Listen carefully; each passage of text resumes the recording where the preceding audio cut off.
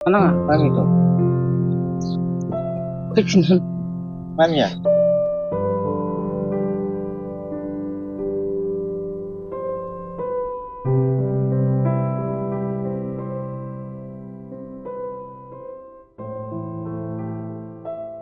हिनजावसा गथ'नि मेगनाव दुखुनि मोदै Anang Mami to.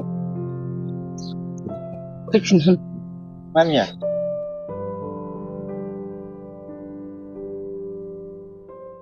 बिमाया थांनाय 8 जुन खालि न'निफ्राय ओंखारलांनानै दिनैसिम न' फारसे गिदिंनानै फैफिनाखै।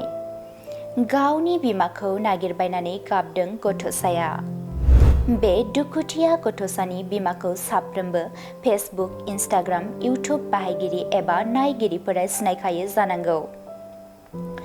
बे समाव समाजारि बिजोङाव रिल्स बानायग्रा बयजोंबो मिथिसार जानाय रसमा ब्रह्मनि गोमानायनि रादाब लानानै फैदों। क'क्राझार जिल्ला पर्बतजरा हालामनि सिङाव थानाय मंगलाजरा माथियादल गामिनि जारिमिन ब्रह्मनि आंगो बिसि रसमा ब्रह्मआ गोमानानै दं। रसमा ब्रह्मआ थांनाय जुन दाननि 8 अक्ट' सानखालिनो न'निफ्राय ओंखारलांनाया दिनैसिम न'फारसे गिदिंनानै फैफिनाखै। दिनै बेखौ लानानै नखरा गोबां दुखुआव दं। बिसोरहा सासे 8 बोसोर बैसोनि फिसाजो दं, जाय गोसोआव सानथ्र'हायै दुखु आरो मेगनाव मोदै लानानै गावनि बिमाखौ गावसोरनि जिउआव फैफिननो हास्थायदों। लोगोसेनो फिसाय जारिमिन ब्रह्मआबो गावनि बिसि रसमाया गिदिंनानै फैफिनोब्ला गावसोरनि जिउआव बजबनानै लाफिनगोन होननानै खौरां बिजोंनि गेजेरजों बुंथिदों। बेनिखायनो जारिमिन ब्रह्मआ गावनि बिसि रसमा ब्रह्मखौ जेरावखि थाया मानो गथ' आरो गावखौ गोसोखांनानै न'फारसे गिदिंनानै फैफिननो खावलायहरदों। आरो सोरबाफोर बहाबाफोर रसमा ब्रह्मखौ नुसनबायोब्ला मबाइल नम्बर 6002376649 आव खौरां हरनो खावलायहरदों।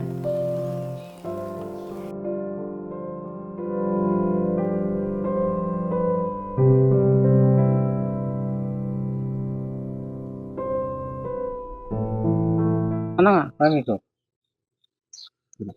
fifteen Mami ya. Mami गोसोखांना गोसोखाङा? गोसोखाङो फैफिन नोंसोर गान मोसाबाय थायोमोन नोंसोरो, आंथ' नायबाय थायो नोंसोरनि गान मोसानायखौ। मामि गोसोखाङो ना? ना? फैफिन होनदो।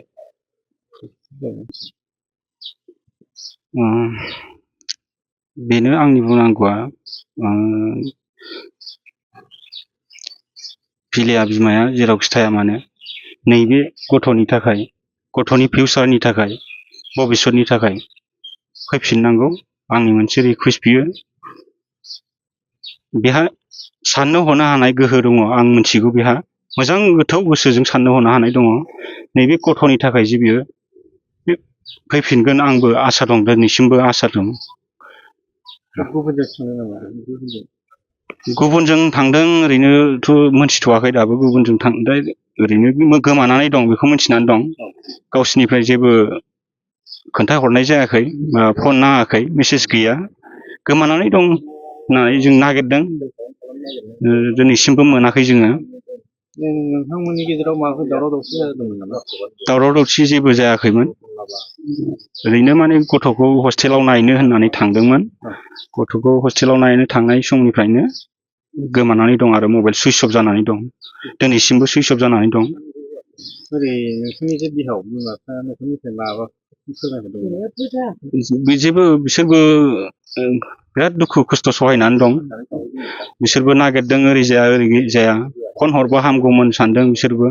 दुखु मोनदों बिसोरबो, न'खरनि माने बिमाया आरो बिमाय, बिनानाव, बिब'मोनहा, फंबायमोनहा दुखु मोननानै दङ। दिनैसिम मेसेज गैया, कल गैया। ओरैनो दिनैसिम खयदिन फैया ओरैनो न'निफ्राय ओंखारलांनो? न'निफ्राय ओंखारलांनाया बिदिनो 8 थारिख, जुननि 8 थारिखमोन, सानडे खालि ओंखारलांदोंमोन बियो गथ'खौ नायनो होननानै। बे दिननिफ्रायनो दिनैसिम गैया आरो 1 मास जाबाय।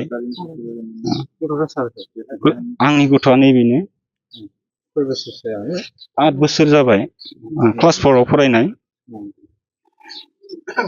दा आं बेखौनो बुंनो सानो फिलिया बिमाया जेरावखि थाया मानो गवा महाराष्ट्र बा जेरावखि थाया मानो नैबे गथ'नि थाखाय फैफिननांगौ गोरोन्थिया जायो आंबो मिथिगौ खेबसे मानसि माथ्रयै गोरोन्थि जायो बे गोरोन्थिखौ सुद्रायनो थाखाय आं समाय होयो बोजबनानै लानो थाखाय आं राजि जेब्लाबो आं नेनानै दं थाबैनो बियो फैफिननांगौ अननानै नैबे गथ'नि थाखाय आरो न'खर गावनि फेमिलिनि थाखाय आंनि थाखाय संसारनि थाखाय फैफिननांगौ होननानै आं गले गले रिकुवेस्ट खालामहरो बे न'खराव नोंथाङा हारसिङै दा माबायदि उसुबिदा जानानै दं जिहेतु आंबो गैया आरो जोथोन लानांगौथ' दिनाबो गैया उसुबिदाया जोबोद उसुबिदा जानानै दं जे गथ'आ फरायनाय नायनो थाखाय मानसि नांगौ आरो हस्टेलाव दोनहैनाय मानाय नायनाय जानाय लोंनाय हैनाय बेनिबो मानसि नांगौ जायो आं हारसिङै बिराद खस्थ' मोननानै दङ दा गथ'आ सुथि माने बन्द' मोनना दं फरिखा जोबनानै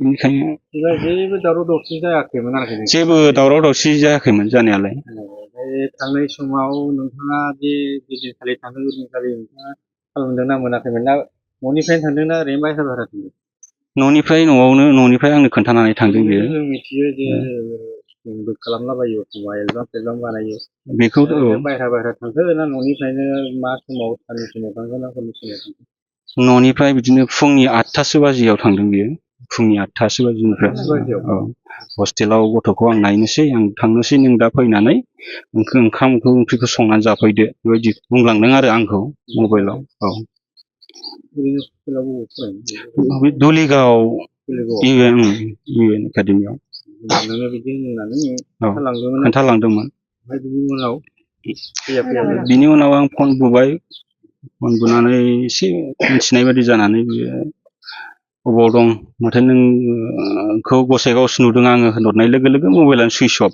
जानानै थाबाय आरो बेनिफ्रायनो सुइस अफ एसेबो रायज्लायनो मोनाखै दिनैसिम एसेबो रायज्लायनो मोनाखै दा दिनैनि बे जोंनि ससियेल मिडियानि गेजेरजों नोंथांनि फरायनाया जेरावखि थाया मानो नैबे गथ'नि थाखाय गथ'नि इयुननि फिउचारनि थाखाय फैफिननांगौ संसार जाफैफिननांगौ जेरावखि थाया मानो आं गले गले खावलायो फैफिनथों जेबो नङा गोरोन्थिया खेबसे जायो मानसि हिसाबै आं बेखौ फोथायो आरो बेबो निस्सय साननो हनो हानाय गोहो दं गोथौ गोसोजों गुवार गोसोजों साननो हनो हानाय बेहा निस्सय दङ थारैनो बजबनानै लानो नोंथाङा रेडि बजबगोन आं नैबे बजबनो राजि दं फैफिनथों नोंथांनाव जायगा दं औ जायगा दं